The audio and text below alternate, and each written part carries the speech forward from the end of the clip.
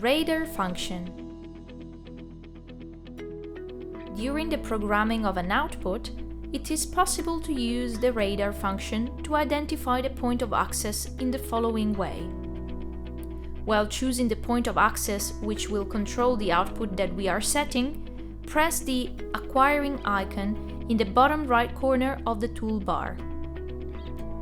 The writing Activate Input will appear at the center of the screen. Press the button of the output that you want to set. The selected input will turn white. Select the line of the chosen point without pressing, for the moment, the pointer in the right part of this line. If we want, we can type a name in the ID input box in order to identify this point of control.